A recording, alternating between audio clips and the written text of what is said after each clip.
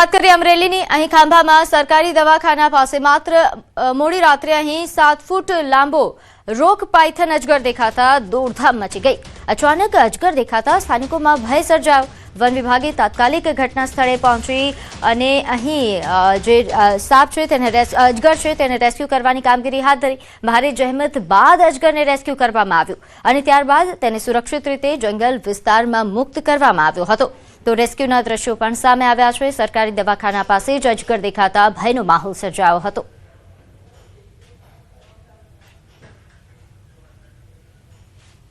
તો આગળ વાત કરીએ ભાવનગરની। અહીં મહુવા શહેરમાં ગાયનો આતંક સામે આવ્યો। મળતી માહિતી અનુસાર અહીં એક ગાય કે જેણે વ્યક્તિ પર જીવલેણ હુમલો કર્યો હતો। જાપા વિસ્તારની આ ઘટના છે, જ્યાં શાળા નંબર 4 પાસે વ્યક્તિ પર હુમલો થયો। સમગ્ર ઘટનાના દ્રશ્યો સીસીટીવીમાં કેદ થયા। સ્થાનિક લોકોએ ભારે જહેમત બાદ વ્યક્તિનો જીવ બચાવ્યો। મહુવામાં નોંધ્ય છે કે દિવસે ને દિવસે રખડતા ઢોરોની સમસ્યા વધી રહી છે। આખલાઓના આતંકના સમાચારો વધી રહ્યા છે, ત્યારે નાગરિકોમાં ભયનો માહોલ છે। નગરપાલિકા તેમજ તંત્રની બેદરકારી સામે લોકોમાં સવાલો ઉઠ્યા।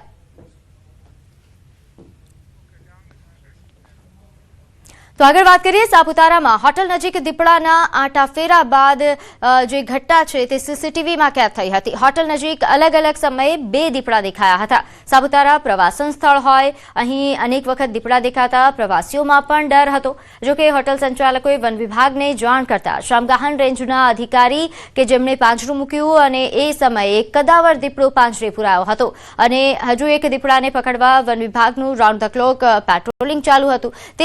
તે સમયે જ બીજો દીપડો પણ ગત રાત્રે પાંજરે પુરાયો હતો।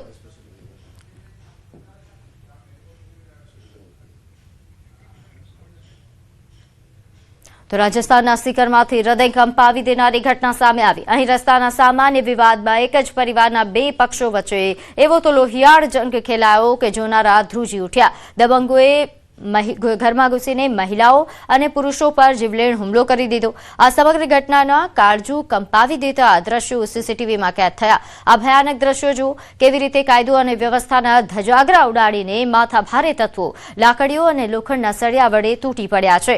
આ આખી ઘટના સીકર જિલ્લાના સદર પોલીસ સ્ટેશન વિસ્તારના મંડાવરા ગામની છે। આરોપ છે કે પૂર્વ આયોજિત કાવતરાના ભાગરૂપે કેટલાક શખ્સો લાકડીઓ અને સળિયા લઈને ઘરના પાછળના રસ્તેથી ત્રાટક્યા અને આ નરાધામોએ ઘરમાં હાજર મહિલાઓને પણ ન બક્ષે અને તેમના પર પણ નિર્દયતાથી હુમલો કર્યો। પીડિત પરિવારનો ગંભીર આરોપ છે કે વિસ્તારનો કથિત ભૂમાફિયા પ્રહલાદસિંહ આ ગેંગ ચલાવે છે અને તે લાંબા સમયથી તેમનું મકાન હડપ કરવા માટે ધમકીઓ આપતો હતો।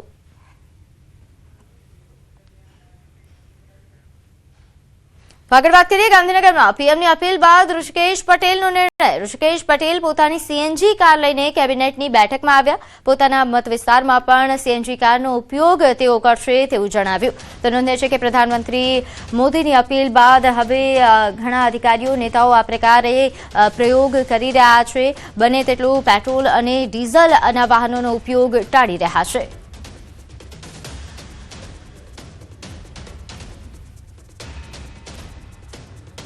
બને ત્યાં સુધી પેટ્રોલ ડીઝલનો વપરાશ ઓછો થાય। ગેસ ઉપર કે ઈવીના સાધનો ઉપર લોકો વધુમાં વધુ એમાં શિફ્ટ થાય, એ વિષય હતો ને। ઉર્જાનો વિકલ્પ પણ આપણે હવે શોધવો રહ્યો। તો એવા સંજોગોમાં મારી પાસે પણ એક મારી પોતાની સીએનજી કાર હતી અને એમાં લગભગ 200 કિલોમીટરની રેડિયસમાં ફરી શકાય એવી વ્યવસ્થા છે।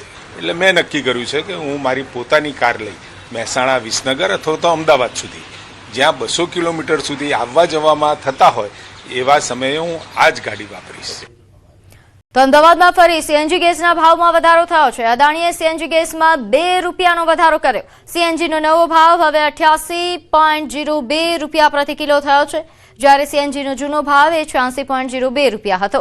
સીએનજી ગેસમાં ભાવ વધારાથી રિક્ષા ચાલકોની સ્થિતિ કફોડી બની છે। સીએનજીના ગેસના ભાવ ઓછું કરે, મોંઘવારી એટલી બધી છે એ રિક્ષા ચાલકોને પોસાતું જ નહીં। 88 રૂપિયા થઈ ગયા। હવે સીએનજી ગેસ ભરાવે એ આ રિક્ષા ચલાવે કે બચત કરે, કશું થતું નહીં આમાં। એના મોંઘવારી એટલી બધી છે ને તો રિક્ષાનો ધંધા નથી। ઉપરથી સીએનજીના ભાવ વધતા જ જાય છે, એનું કોઈ લિમિટ જ નહીં। એકવાર ના હોય તો 50-100 રૂપિયા વધારી જ નાખો એટલે અમને શાંતિ થાય, પછી વધારે નહીં તો સારું છે। વધતા જ જાય છે, વધતા જ જાય. કેવી રીતે આ સહન કરવાનું? રોજબરોજ મોંઘવારી વધી રહી છે અને પેટ્રોલ ડીઝલ અને હવે સીએનજીના ભાવમાં પણ વધારો થઈ રહ્યો છે. ત્યારે આજે 2 રૂપિયાનો જે વધારો છે તે સીએનજીના ભાવમાં થયો છે, એટલે કે 88.2 રૂપિયા આજનો ભાવ છે તે અમદાવાદ શહેરમાં સીએનજીનો જોવા મળી રહ્યો છે. જો કે જે રીતે ભાવ વધારો થઈ રહ્યો છે તેના કારણે જીવન જરૂરિયાતની ચીજ વસ્તુઓ ઉપર પણ અસર પડી રહી છે, કારણ કે પેટ્રોલ ડીઝલ અને સીએનજીના ભાવ વધતા હોય છે ત્યારે ટ્રાન્સપોર્ટ પણ મોંઘું પડી જતું હોય છે અને તેની સીધી અસર છે તે માલ સામાનની સપ્લાય ઉપર પણ થતી જોવા મળતી હોય છે. કેમેરામેન ખેંગર રાઠોડ સાથે વી પટેલ, ન્યૂઝ 18 ગુજરાતી, અમદાવાદ.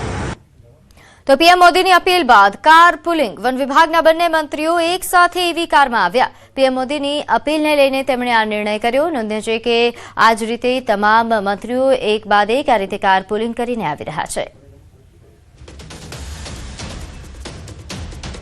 પ્રધાનમંત્રી શ્રી નરેન્દ્રભાઈ મોદીના પહેલથી દરેક રાજ્યોને ડીઝલ પેટ્રોલનો વપરાશ ઘટે, ઉર્જાનો વપરાશ ઘટે અને કરકસરયુક્ત વહીવટ થાય એ માટે જે સૂચનાઓ આપી હતી એના ભાગરૂપે કારપુલિંગ કરવાનું, પબ્લિક ટ્રાન્સપોર્ટનો ઉપયોગ કરવાનો અને એ પ્રકારની કામગીરી થઈ રહી છે. ત્યારે આજે અમારા પ્રવીણભાઈ માળીએ જે એવી કાર લીધી છે, એક એવી કારની અંદર કારપુલિંગ કરીને અમે આવ્યા છીએ અને જ્યાં શક્ય હોય ત્યાં સુધી બધાએ કારપુલિંગ કરે.